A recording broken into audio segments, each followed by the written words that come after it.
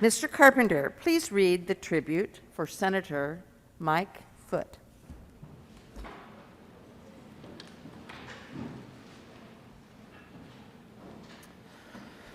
The Colorado Senate, convened in the second regular session of the 72nd General Assembly, hereby extends heartiest congratulations and commendations to Senator Mike Foote. Senator Foote was elected to serve in the 69th, 70th, 71st, and 72nd General Assemblies, where he represented his fellow citizens with honor and dignity. During his tenure with the Senate, he served with distinction as the chair of the Senate State Veterans and Military Affairs Committee and as a member of the Senate Appropriations and Transportation and Energy Committees, as well as the Committee on Legal Services. Senator Foote also served on the Transportation Legislation Review Committee. The citizens of Colorado and the members of the Senate express gratitude for Senator Foote's exemplary service to our great state, and we wish him well in his future endeavors. Given this 11th day of June 2020, State Capitol, Denver, Colorado, signed, Leroy M. Garcia, President of the Senate.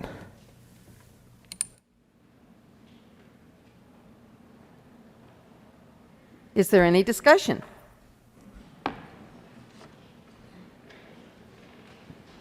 Senator Winter. Thank you, Madam President. I am going to miss Mike Foote so much. The good senator. He sits in his chair and doesn't come down here and speak loudly or throw his hands around like many of us do. And yet he is my partner in being a climate warrior. He has done more to protect our environment and to make sure that we are taking urgent action on the climate than most of my colleagues I've worked with. And his passion, his perseverance, his steadfastness, and his calm-headed demeanor has meant we've won more than we've lost. And I don't know what I'm going to do without you to do those battles and fight for our earth and our climate. And also, I'm not a lawyer. I'm just an organizer. And there are many of my bills, climate related or not, and I would go up to Mike and say, I need to hire a lawyer. Will you be my lawyer? Right? Because we'd have all these lawyers on all these bills that were talking to me. And so one that I most remembered, we were still in the house together, and I was working on the Pregnancy Accommodations Act. And we were fighting over words of reasonable. How much time have we all spent on the word reasonable, right? And I went up to Mike, I was like, I need a lawyer. Can I hire you as my lawyer? And we worked through those arguments on the Pregnancy Accommodation Act, and we actually got really good accommodations for pregnant workers because he knew how to work on the word reasonable as a lawyer. And so I don't know who my lawyer is going to be now that you're leaving, right? When I need to hire a lawyer to help me out in making sure we're getting good policy passed. And so I'm losing one of my climate warriors. I'm losing one of my lawyers that helped me pass good policy and a good friend. And I know I was one of only 3 people that voted no on a bill a couple moments ago, but this is one of the reasons. We know one of the reasons we're losing you is that this job is hard to do and make an income. And I want that to change because I want to keep you. And I wish you were here because you have made the state better, and I will miss you.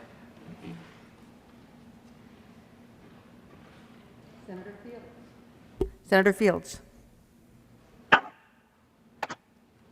To be followed by Senator Hansen. Thank you, Madam President. When I look back over my career under this gold dome, I've come across a variety of different people. I started in the House. I served with Senator Foote in the House, and now I serve with him in the Senate. He is the chair of State Veterans and Military Affairs. I've had the opportunity to watch him work up front and very personal in reference to how he facilitates discussions and dialogue as it relates to every single bill that comes before his committee. What I've learned from him is that he is a pretty fair guy. And he's kind of cool too.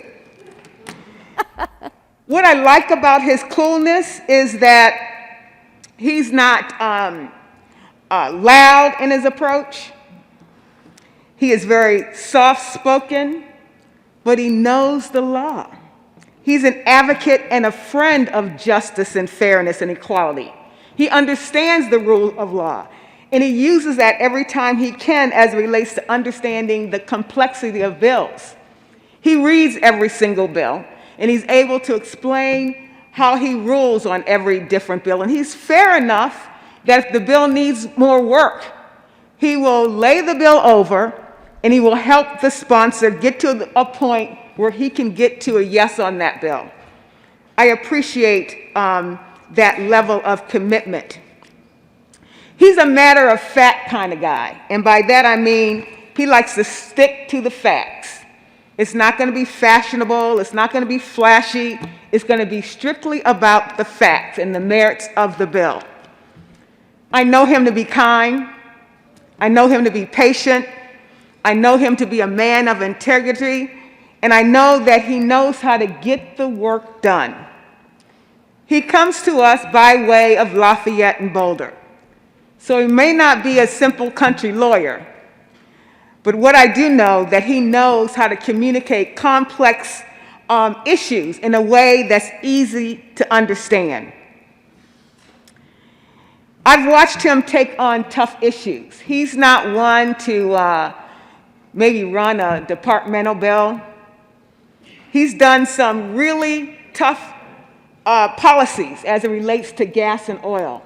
He's done some tough bills as it relates to our environment, as it relates to our air, our water, and our land.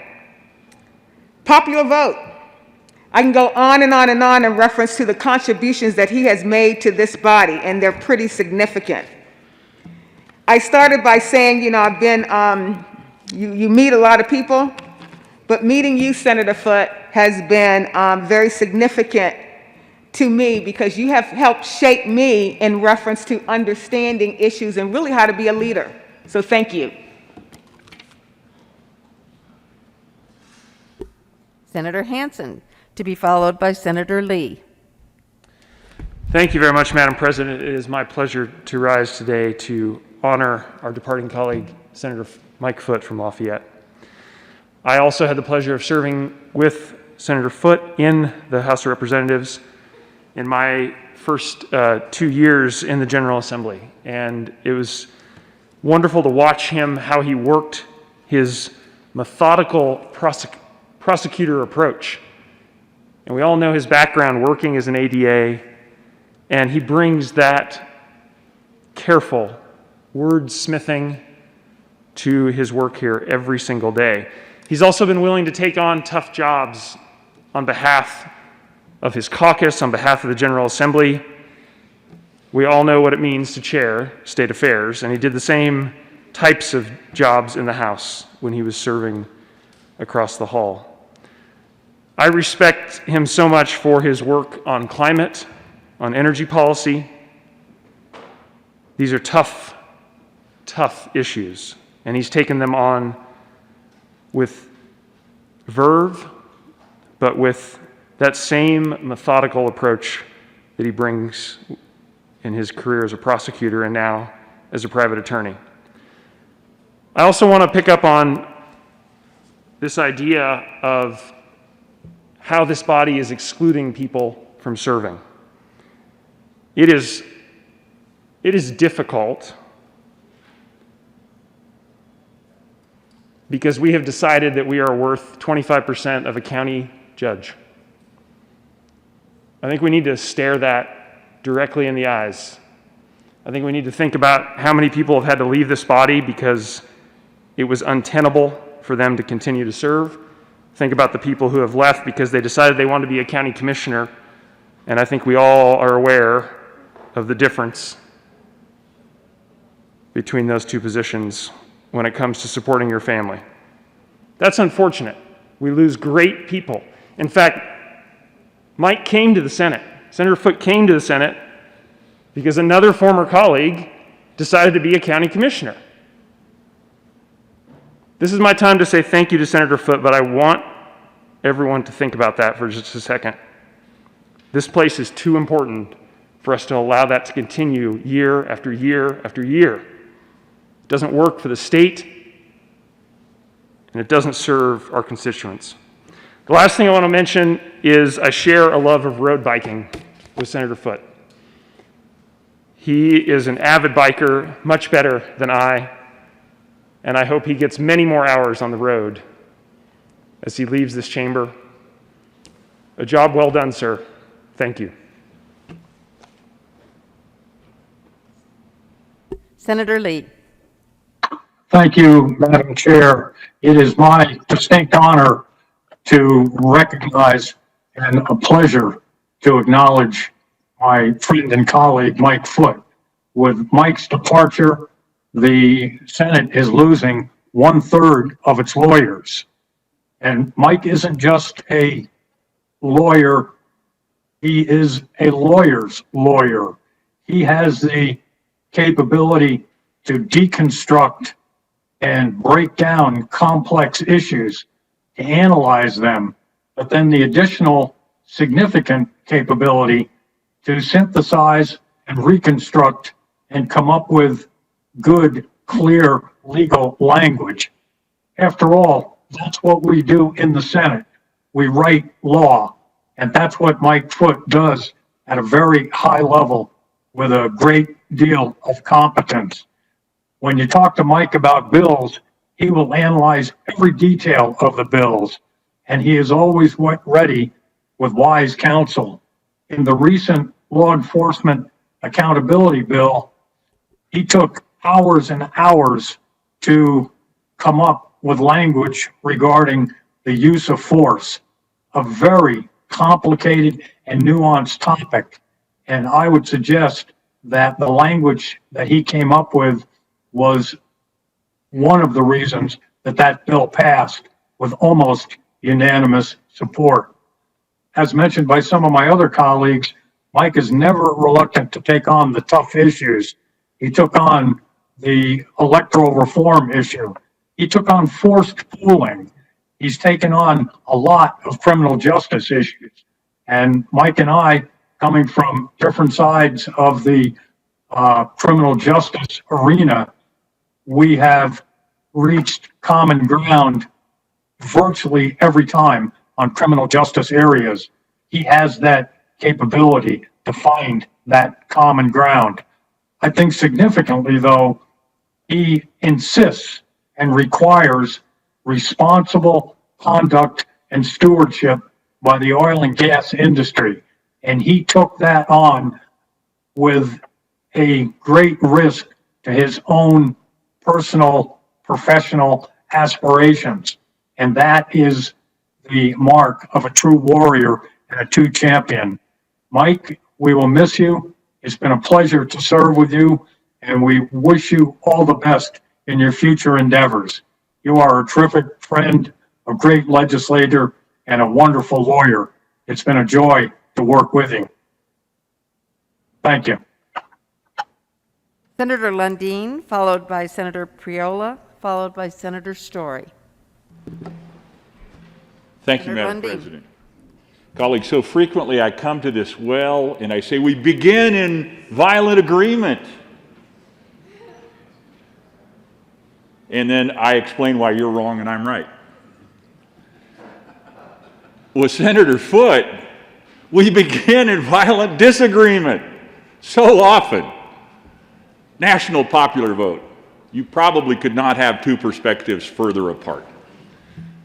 The delicate balance, or sometimes imbalance, if you will, of the conversation around climate anthropogenic climate change or not, the economic impact of a critical industry in Colorado, oil and gas, you probably could not have two people with perspectives further apart than my perspective and that of Senator Foote. So colleagues, we begin in violent disagreement. And I tell you what, there has never been a moment of acrimony between myself and Senator Foote. We served together on the House Judiciary Committee. That's where I learned the phrase that I'm not an attorney, but I play one on TV in the House Judiciary Committee. But I tell you what, between good folks like Senator Foote and Senator Lee, I learned a lot, not about how to be a lawyer, heaven forbid I should ever seek that, but how to understand the law more clearly. I also learned how to live in an adversarial process without being adversarial, quite frankly, by virtue of the behaviors of Senator Foote and the method of bringing good thought to the conversation without disturbing good relationships. I also had the opportunity far too frequently, both in the House and in the Senate, as a member of the minority caucus in both locations, to go visit everybody's favorite committee, the State Affairs Committee, where Senator Foote, now Senator, then Representative Foote, served as chairman. And I tell you what, we had some really good conversations around constitutional issues, around big thoughts, where I would make my case, he would ask incisive and important questions, and I would give answers that I felt were compelling, conclusive, that settled the matter, and then he would call the vote and I would lose. But it was always, quite frankly, a process and experience that I think was handled in your deft hands, Senator Foote, with honor.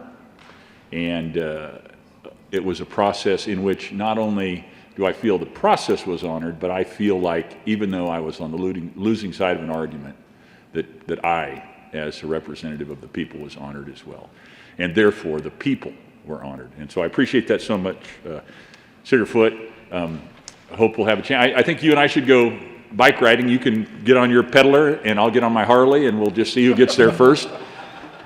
But I certainly look forward to future engagements with you, Senator Foote. It's been an honor serving with you, sir. Senator Priola, then Senator Story, then Senator Tate. Thank you, Madam President. And I, too, have had the distinct honor of serving with Senator Foote and Representative Foote over in the House these many years. I can't quite remember. I believe you came in a couple years after I was elected in the House. But we've had some great conversations because him and I both like to sit on the floor more than most of the other legislators. So we've had conversations through the years about climate, about energy, about biking, of course, and about Boulder. I went to school there for 4.5 years, and he lives up there. So there are many things that we kind of share. So I'll definitely miss his calmness and coolness and control of committees and situations. And sometimes I found myself on very contentious, complex bills.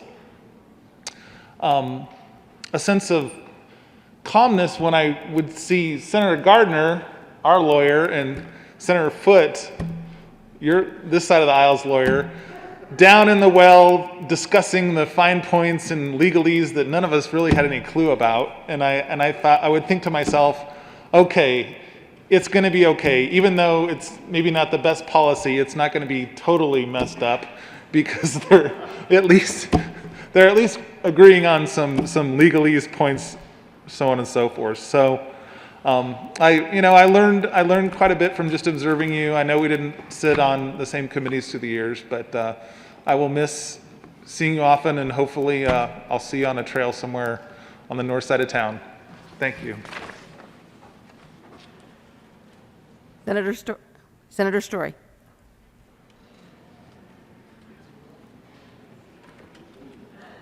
Thank you, Madam President. I have not been a part of this body for terribly long and haven't had as much time to work with Senator Foote as some of the rest of you, or many of the rest of you. But I certainly appreciate many of the qualities that have already been shared. It comes across very readily that his calm, his intellect, his deep understanding of the great issues that we are debating are so beneficial to the work that we all do. And his ability to communicate those and add to the discussion provides an immeasurable amount of balance to issues in particular that are tough issues that we are working on. And I always have appreciated his willingness to respond to any of my requests to gather additional information or a greater understanding of the issues that we're talking about. Anyway, so it's been a great pleasure to work with Senator Foote as well, and certainly you will leave a great hole behind in your departure. We will miss your impact greatly. I too am a cyclist, and I have not gotten much of that in the last year or 3. But I'm looking forward to hopefully having some time in the very near future to start getting my legs back and get back on the bike, and maybe we can find some time to get together for an easy ride for you and get some time in the saddle together. So anyway, thanks so much for your efforts and your amazing work here. Senator Tate.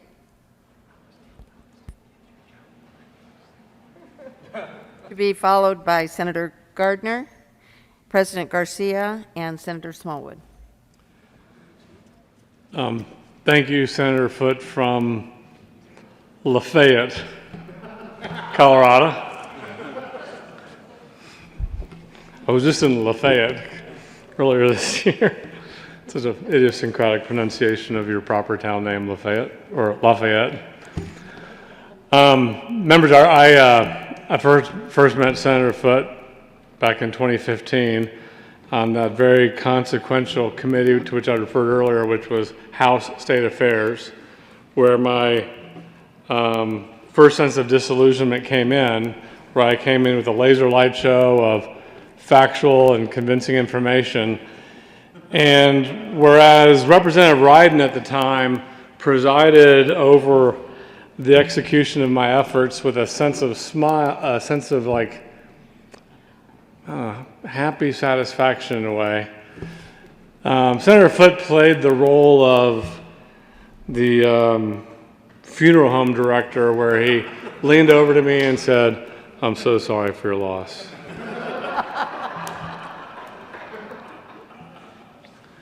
And then, and then my training continued from there, because I would sit next to him and Representative Lontine. And it just shows you how, like, before you become too jaded, things are different. Representative Lontine used to give me all the bill research that the staff had created on our bills and her bills, so it was kind of interesting to compare that. But Senator Foote would always lean to me and go, well, this is an ALEC model bill. I was like, what's that? Sounds bad. Thank you for that. And I think, over the years, we're just interested in different areas of public policy, so really haven't gotten to work with you. But I will take away, knowing what I experienced in 2015, I will take away the fact that this year, you couldn't get me, Mike. Pleasure working with you. You've always been extremely professional, friendly, and really downright helpful on whatever I'm trying to achieve. And good luck. Thank you.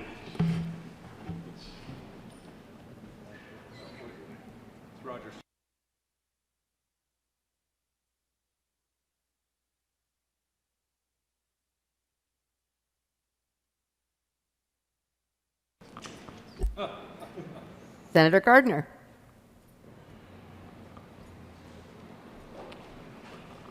Thank you, Madam President, and members and colleagues. I wanted to come down and give Senator Foote the best special wishes. He is not a simple country lawyer, not because he might not be from the country, but he's anything but simple. The fact is that the Democratic senator from El Paso County described his acumen completely, and so I endorse, in the rarest of all endorsements, I endorse the remarks of the Democratic senator from El Paso County. Mike, I want to tell you one thing that I'm betting on is that you're going to make more money next year than this.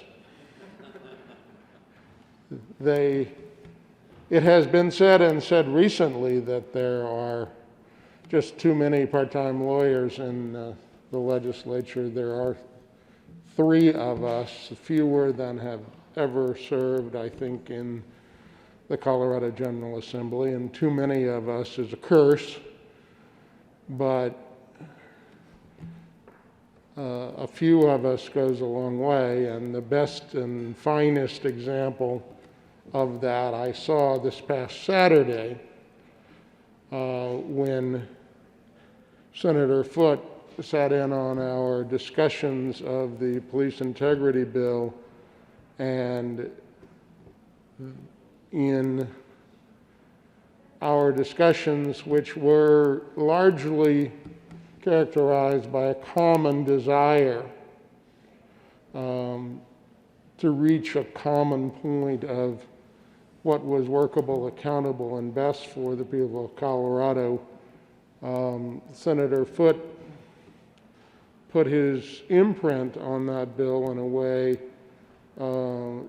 in dealing with the use of force that I don't think anyone else could have, because of his background and experience as a deputy DA, as an attorney, as a member of the Democrat caucus, and understanding the complexities of that. I did not envy him on that Saturday afternoon when we were all exhausted. In fact, I did not know how he would have accomplished the task that I saw on Monday morning. I have the utmost admiration for your legal skill and your legislative abilities. We have disagreed as often as not, while agreeing that the issues are often the same, and that the tension in trying to find the right spot has been where we've come together. And so I am going to miss you. It was a privilege to serve with you in the House, and I was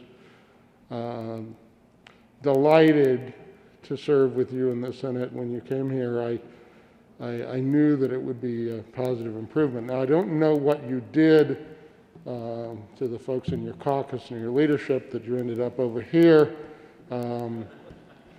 Maybe it was, I've had various theories about that, Mike. One was that somehow they alienated you. The other was you were put there to watch us, perhaps me specifically. And perhaps they just knew that you could stand the onslaught of all of us walking by you in the morning. I will miss you. I will miss the exchange, because a focus on the issues and an honest discussion of what the differences are and what difference it makes is what makes for good policy for the people of Colorado. But I do know that you have a bright private practice in front of you.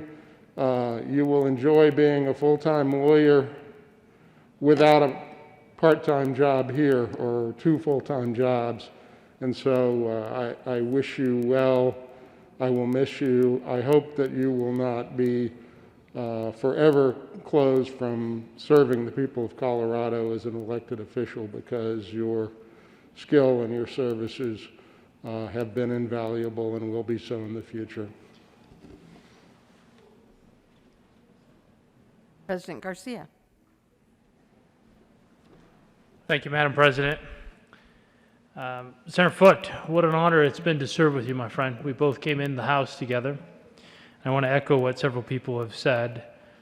While I've never served on a committee with you, I will speak to why you sit on that side of the aisle, and I think we all know why.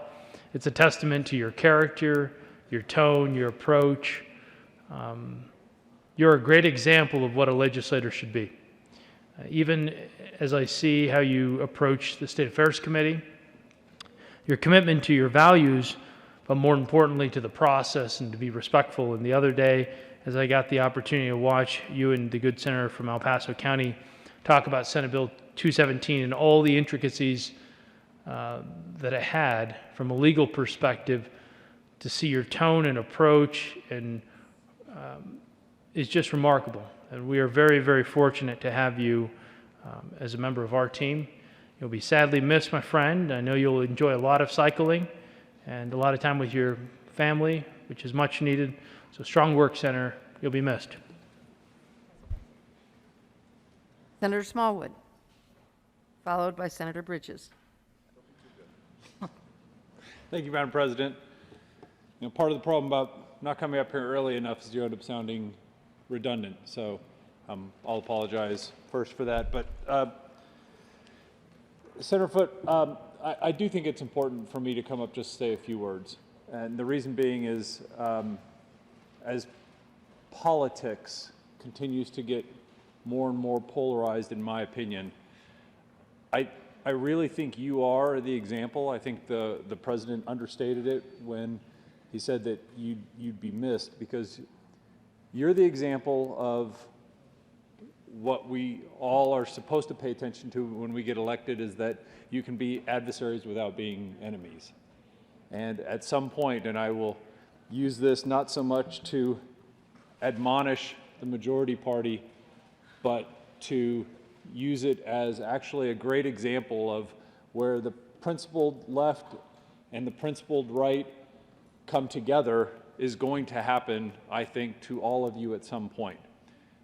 And I experienced that with Senator Foote, somebody who I disagree with like literally like 99.9% of the time, except when I don't. And when I don't, you can be an extremely powerful, logical voice against the outside influences that affect this building. A really powerful force. And so that is what I appreciate the most. That's what I'm going to miss. I don't know who's going to replace you. I feel strongly it's going to be an inferior replacement. I really do. Because we can disagree all that we want, but we've always done it in a civil way. I consider you a gentleman and a statesman and a friend. It's been really fun working with you. I think you came into this building for the right reasons, and I think you're leaving for the right reasons. And so thank you for working with me. Thank you for always being civil, and my best to you and your family. You have to wait. We're going to sanitize this.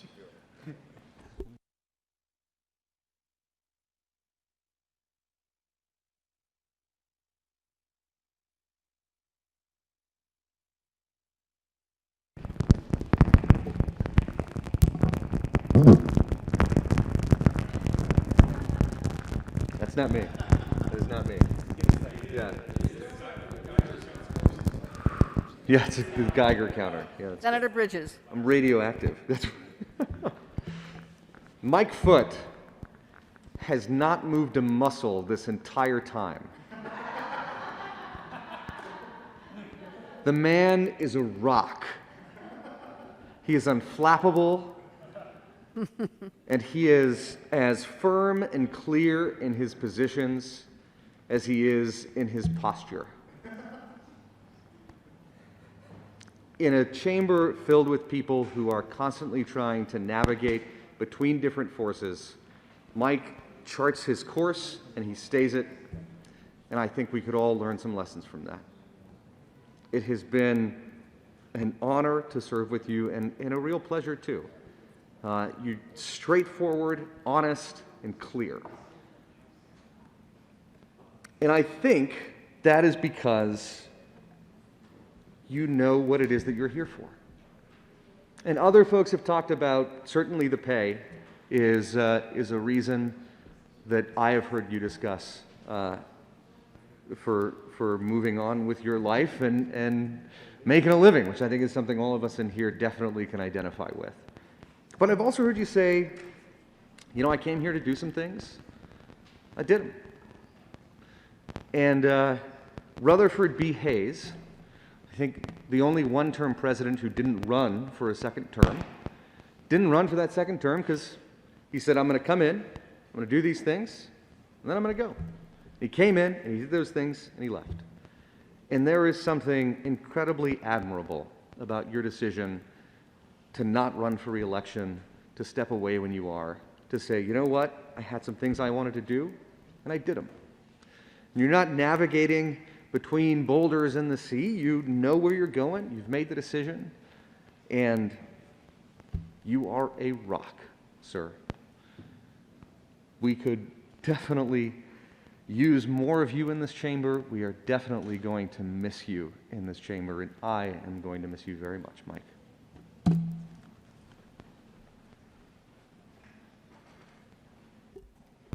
Mr. Minority Leader. Thank you, Madam President. Years ago, I was at a town hall meeting of former legislator from Douglas County. There's a small group of people gathered, I think, in a library. And during that meeting, a man raised his hand and challenged our state representative, it was Mike May, I believe, at the time, that in his opinion, that in order to serve in the General Assembly, one should be required to be an attorney. Because attorneys understand law. Attorneys would better understand how to construct law, interpret it, amend it, apply it. Representative May was not an attorney, and he didn't think that was such a great idea, and neither did I. In fact, I think I argued thereafter that my opinion was maybe we ought to prohibit attorneys from ever being in the General Assembly. That we, common man, common woman, that it was our opportunity to maybe push back on those who are attorneys. I was wrong. I think the gentleman who thought you should be required to be an attorney was wrong too. I think the people get to decide that. But I certainly admit that I was wrong. What I saw Saturday, the good senator from El Paso, the third attorney in the chamber, has addressed this. But as a layperson, part-time citizen legislator, non-attorney, I was tremendously grateful and impressed with Senator Foote's ability to do what I commented about him on opening day. Make complex things in law simple and understandable to we who are not attorneys. Senator Foote, if I may be so bold as to just say Mike, I'm grateful for something about you because I try to be it too. And I think we've joked about it over the years. Maybe it's the deep blueness of your district and the redness of mine. But I've never seen you become offended at me or anyone else because we disagree. I think that shows strength and character. I have seen members, both in the House and the Senate, who have become offended because I disagreed with them. And there's been times where I've been angry, frustrated, but I've really tried to never be offended at someone because they see the world in a different way, and I am grateful.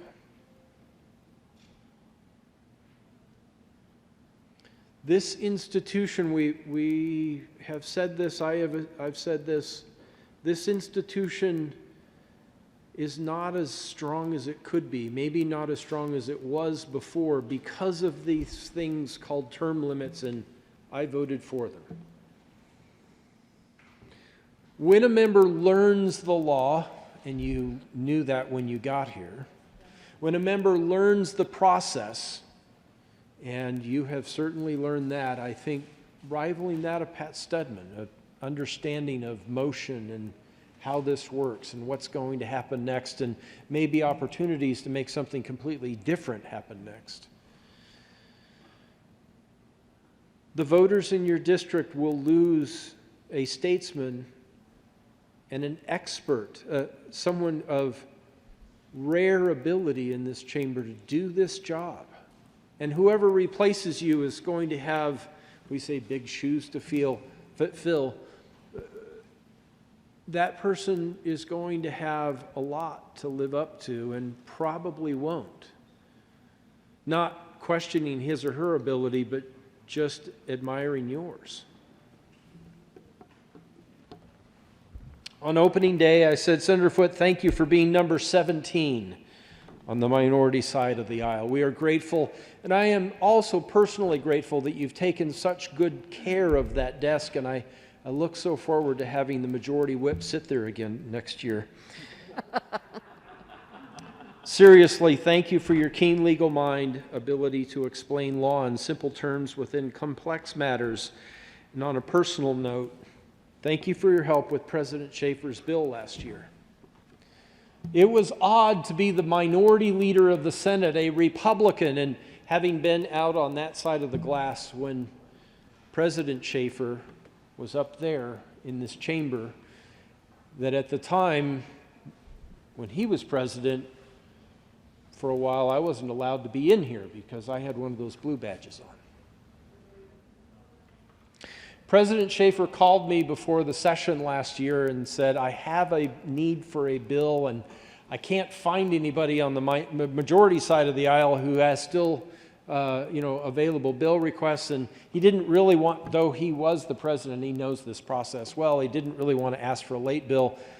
He asked, Senator Holbert, would you carry this bill for me? And it had to do with trying to resolve differences between two parts of the state government and who had regulatory authority over playgrounds and after-school care in the St. Vrain School District, where he works now. And trying to reduce duplicate regulation and conflicting regulation, rules. Really what President Schaefer wanted was for kids to be able to play on a playground in the middle of the day or in the afternoon and in the evening and be able to play on the same playground. And I said, sure, I'll help you with that. But that bill would not have passed. That bill would not have been amended to resolve the differences between two agencies within state government if it wasn't for the chair of the Senate State Veterans and Military Affairs Committee helping not just a Republican, but the leader of the opposition, sponsoring a bill for a former president from my opposite. What a tangled web we weave. But that bill wouldn't have made it if it had not been for the patience of the chair of the Kill Committee. But he didn't. He helped former President Schaefer and current Minority Leader Holbert find a way. And it was his brilliant legal mind that allowed that to happen, and his patience, and his character, and his willingness to not be offended just because we have different letters by our names. Senator Foote, thank you. This chamber will miss you, and I'm grateful for the opportunity to have served with you. Thank you.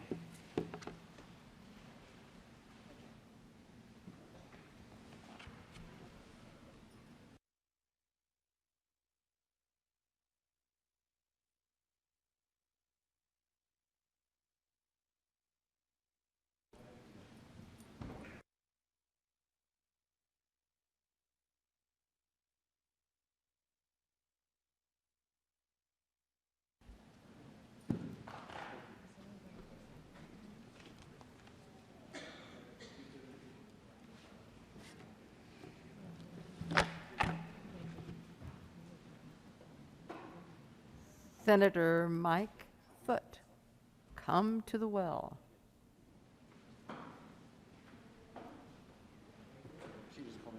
Oh, excuse me. No, he's not done. Mr. Majority Leader. Yeah. Thank you, Madam President. Mike Foote, you're a good man. That's when I think of Mike Foote, that's what I come up with. That's what immediately comes to my mind. He's just a good person. whether you agree with him, disagree with him, or whatever, I don't think anybody here has ever really said something bad about Mike Foote. Maybe about his bills. I know that's the case. But I can't think of a time where anyone really had a beef with him, personally.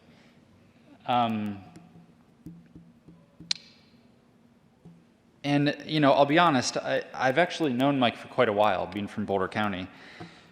But I actually I don't think I realized how little I knew him until he came over to the Senate. I think I thought he was somebody different than who he truly is. And I think that's kind of because he's quiet and reserved, and I kind of made up my own mind of some of who I thought he was in some ways. And as the leader of a caucus, I think you always try to size up who's entering the caucus and figure out, like, what is the dynamic going to be with this person coming and this person leaving. And I think there was a moment where I was like, man, we're going to have Mike Foote in this caucus? That guy is unreasonable. He is so far left. He's just like a my way or the highway. He's brutal on the issues he cares about. He is just cutthroat. And then I got to know the rest of my caucus a little bit better, and I realized I can deal with Mike Foote. But the thing that I love about Mike Foote, and I think it's been said, is that he's just so smart and sharp, but he does it all in a way that is so understated and underproduced. I think we all know that there are people that come through this building in these offices that are overproduced and a little overstated. And anytime they run a bill, or anytime they come up to the well, or anytime they go to they have a press conference, you know that's going to be a show.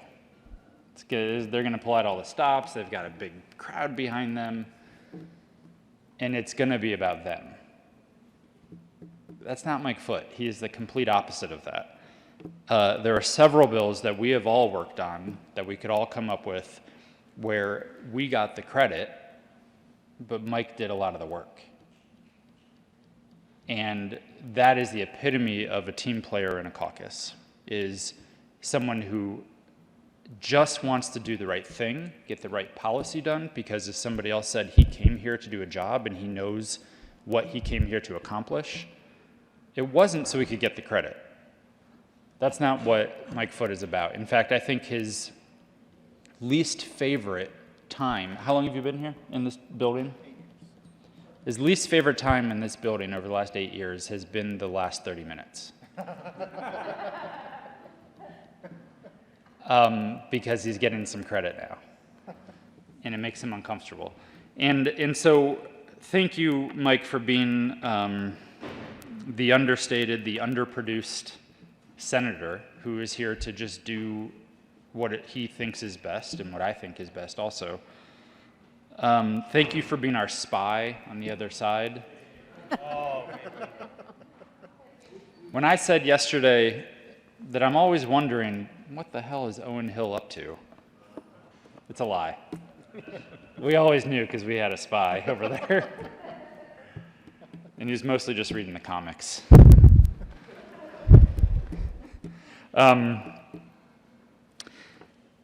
Our loss is absolutely your family's gain, and I'm jealous of them, but I'm also happy for you and your family. Thank you for all that you've done. I think there's no question the work that you've done, whether you agree with the bills or the policies you've worked on, Mike. I think we all can agree that a lot of the bills and the work that you've done here has saved lives in one way or another, whether it's because of cycling laws, some of the criminal justice work, the air quality work that you've done. Maybe we didn't all agree on the bills, but we can all say the bills you did had an impact, and it was probably the impact you were looking to do, and you were effective at doing it. Thank you for, when needed, being the bad cop to my good cop on the bills that we worked on. That was always a lot of fun to strategize for a minute before the lobby came into the office and be like, all right, so you're the good guy, I'm the bad guy this time, or whatever it was. It's been a lot of fun, and I feel like I've become a better legislator because of you being here and being a part of our caucus. But again, there are so many bills and policies and issues that you have touched on that you don't get the credit for. Whether obviously you played a big role in the oil and gas reforms. Obviously, you've played a big role in the police reforms that we just worked on, and people have spoken to that. There's one bill, though, that you deserve all the credit. And everybody, I think, on my side of the aisle is happy to make sure you get absolutely all of the credit, and you are in the spotlight for that one, and nobody else gets the credit for that. And that's the National Popular Vote Bill.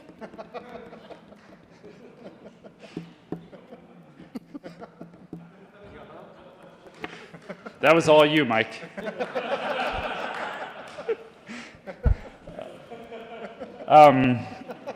But genuinely, from the bottom of my heart, thank you, Mike, for being who you are, for doing it in the best way you know how to do it, which is just by being Mike and being the guy that comes to work ready to be part of the team and to get the work done and to seek the goals that you originally came here to seek. And as somebody said, he knows he came here to do a job, and then he felt he did that job, so it was time to go. I call that kind of like the Seinfeld effect. And it's like there are a few people that know when to leave. And many of us don't have that.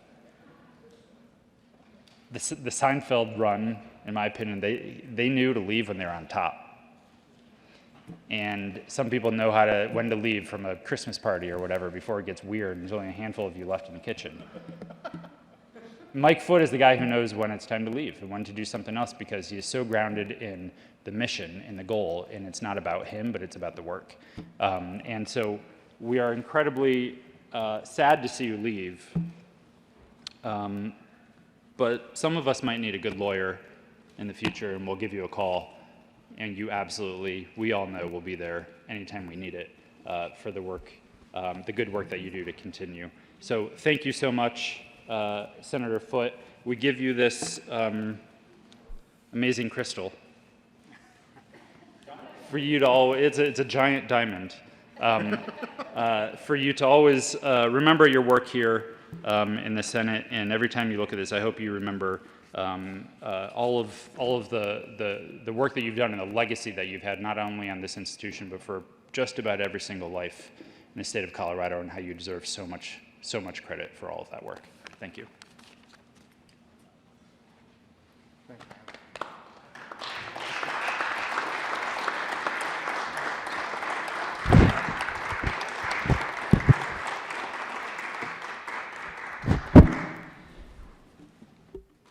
Senator Foote. Thank you, Madam President. Friends, colleagues, people of the state of Colorado. The Majority Leader, as he often does, managed to hit the nail straight on the head when he said that over the last 8 years, I've probably been no more uncomfortable than the last 30 minutes. He asked me earlier when this thing started, he said, on a scale of 1 to 10, how uncomfortable are you? And I said I was 11. Right now, I'm probably about a 20. As a matter of fact,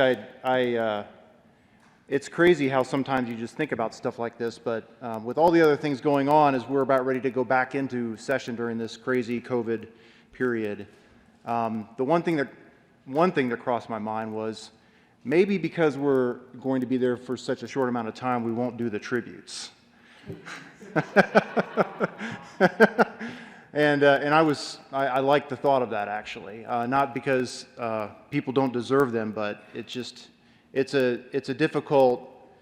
difficult for me. I mean, I think the thing about the legislature is that it's a place where you can definitely show your strengths and work towards your strengths and bring something unique to the table. but it's also a place that really exposes your weaknesses too. You know, one of my weaknesses is being publicly introspective, I suppose. Certainly I think a lot about things and how to make myself better and how to do things better. But I really hesitate to come up to the mic and say that. And it's been noted by a couple of the remarks today by you all that, you know, I didn't come to the well all that often. And that's true because, again, one of my weaknesses is I really hate talking about something unless I understand it 100%. And perhaps I could have gotten better with that. In fact, when I first started in the House, that was the advice from some people: is you need to come to the mic more, you need to talk more at the mic, and I think that wasn't bad advice, but it just wasn't me. Again, a weakness is I just really hate to wade into something unless I really understand it, and I always, one of my pet peeves is when someone asks me a question and I don't know the answer. And I should have known the answer. You know, you're not going to know all the answers, but if you should have known, if you should have done more homework, if you should have done it better, and you don't know the answer, then to me that was always something that I hated to have happen. And so that was part of the reason why I did that. The other thing is that, of course, as you might expect, certainly given that we've served together and the remarks that we've heard today, that I would have thought a lot about this particular speech. And I have, but I've managed to forget pretty much everything that I thought I was going to say. So you're going to have to deal with a little bit of rambling, but hopefully not too much, because we need to move on to business and make sure that we do things on behalf of the people of the state of Colorado. I could go through everybody that's sitting here today on both sides of the aisle and say how much I appreciate serving with you and for what reasons. And I plan on saying that privately. I don't want to take up all the time on the mic. But it has been a real pleasure and an honor serving with all of you, and particularly how you are down here to represent your communities. And your communities are different than mine. That's the beauty of this system, is that we're elected to represent 150,000, give or take, of our constituents, and we bring our unique perspectives and those of our communities to the table. And my community is going to be different than Castle Rock or the Western Slope or Sterling or wherever. And I feel like the biggest value, one of the biggest values that I personally have received from being here for 8 years is hearing about the different communities and the perspectives of the different communities. My community is Eastern Boulder County, which I don't hesitate to point out is not Boulder. Even though I respect Boulder and respect the majority leader from Boulder, we are actually much different communities. And I've been honored to be able to present that perspective down here, and I have never hesitated to correct reporters that write down that I'm a Democrat from Boulder and make sure that they write down, in fact, I'm a Democrat from Lafayette, or Lafayette, however you want to pronounce it. So what I've always tried to do in my work and here and other places is honor the institution for which I'm working. And when I was a prosecutor, I always wanted to honor the institution, honor the courts by living up to a high standard and doing what I could to make the case to the jury and try to prove the case. In fact, I think that was actually a very good job for me, because as a prosecutor, we're actually not allowed in court to talk about our personal opinions. We're not allowed to talk about why we think something should be. We just have to deal with the evidence and inferences drawn therefrom. And I was good at that, and that's, I think, partially goes back to what I said before, which is that I'm not as comfortable talking about what's in here, but more what is the evidence, what does the law say, what do the words say, and then hopefully that the jurors or other people that you're trying to persuade draw their conclusions the way you want them to. So I've always been about trying to work as hard as I could to honor the institution, in this case the Senate, the past 6 years the House, but the legislature in general, because it deserves no less. Our people that have elected us deserve no less despite what you may think, there are still a fair number of Republicans in my district. They just aren't the majority. They're actually not that close to the majority, but they don't hesitate to get in touch with me anyway to tell me how wrong I am in all the bills that I vote on. And that's great. I'm always happy to engage in that discussion with them. But I have always gone out of my way to try to engage in that discussion, at least when it's posed in the form of a discussion rather than just name calling, and try to do that. We don't agree, but that's honoring the institution, that's honoring your district, that's honoring the people that have elected you. And one of the main reasons why I decided that I would not run again was because I didn't feel like for the next 4 years, if I was reelected, that I could honor the institution by doing that as well as I had before. I was just tired of trying to do really 3 full-time jobs at once. That's the job, of course, is being a father and a husband. And the sacrifices that my wife had made for me to be able to serve here. Please sit down. I'm sorry. I didn't mean to do that. Please be seated. I'm thank you, but please be seated. And my wife has worked so hard to raise our children, and for me to not be there as much as I should have always weighed on me. But you know, it's the responsibility of the family versus the responsibility to the district and do a good job, and that was difficult. And then on top of that, the responsibility to earn a living. And I just didn't think that I could do it for 4 more years and to honor my family, to honor my profession, and honor the legislature at the same time. So I made the decision to not run again. I don't regret it. I think a lot of people have asked me over the last couple of days, you know, what do you think about your decision? I don't regret it. I know it was the right decision. However, I know I'll be jealous of all of you that are coming back in January to be able to run bills and be able to put things into policy that are important to you and your districts. But I think it was the right decision. I'm very honored to have been here, very honored to have worked with you all. And I can't say how much I appreciate the opportunity. You don't really, it was mentioned, the President Garcia mentioned that I think he was the one that mentioned that we came in together in 2013.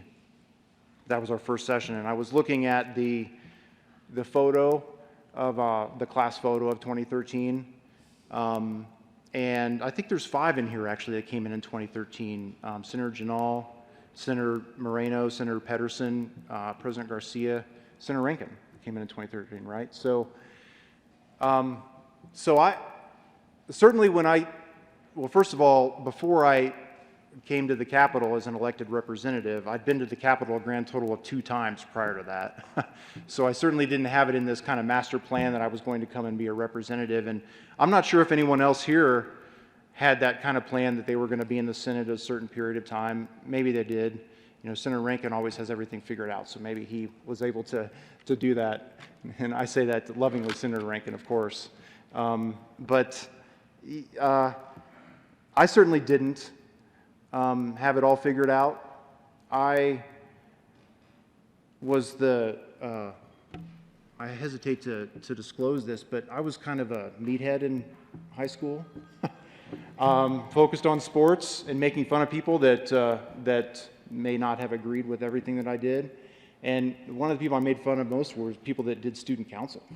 I never thought I would ever do anything like this. I never thought I would ever do anything like this. In fact, when I was in college, I would tell everybody that, you know, I don't really know what I'm going to do when I graduate, but I can tell you 2 things I will never do. I will never go to law school, and I will never be an elected official. So that was really great prediction.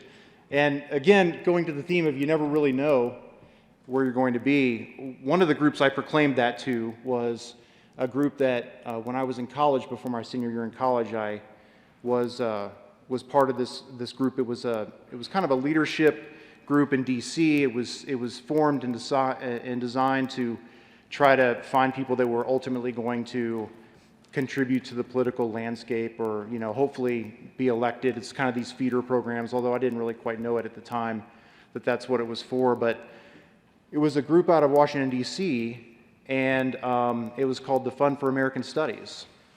I don't know if any of you were familiar with that, but it's a very, very conservative group.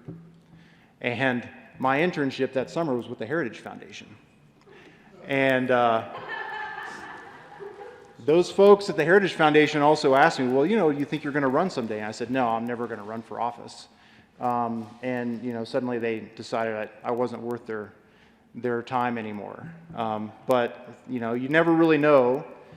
I certainly didn't know at the time, when I was interning at the Heritage Foundation working on Hillary Clinton's healthcare plan and how to defeat it at that time, that I was going to be running for office, and running for office clearly as a Democrat from a liberal county and standing here in the Senate. You just never really know what's going to happen, but whatever does happen, I know you all know this, but I'll just try to reiterate it. Do whatever you can to make the best of it. Work as hard as you possibly can. That's always been my rule. And do the right thing for your districts and for yourselves. So I know that we're expected to stand up here and give some words of wisdom, I suppose, and I think that I don't consider myself being able to give words of wisdom, but I guess I would say do the best that you can, work as hard as you can, and I'll pick up on what I've heard a couple of my Republican colleagues say, which is that you all, the senators, and then across the hall, the representatives, are the decision makers. It's been frustrating to me to see that sometimes, myself included, we rely too much on those that are outside of the glass instead of those that are inside of the glass. We should be talking to people that represent the districts about what their constituents think, first and foremost, and not necessarily rely upon or use as a crutch, like I have admittedly before, those that are outside of the glass when deciding how to vote on certain issues and how to push issues forward. Not that they're not valuable for the perspective, but we're the ones that are elected. We're the ones that are supposed to represent our constituents and the state of Colorado, and I hope that going forward, everybody will pick up on what was brought up from a couple of folks across the aisle over the last couple of days and really take it to heart. So before I start shaking too much about all this personal introspection that I'm terrible at, I'm going to go ahead and just stop there and just say thanks again for your attention. Thanks for allowing me to serve with you, and I hope to continue to contribute in some way after we're done. So thank you.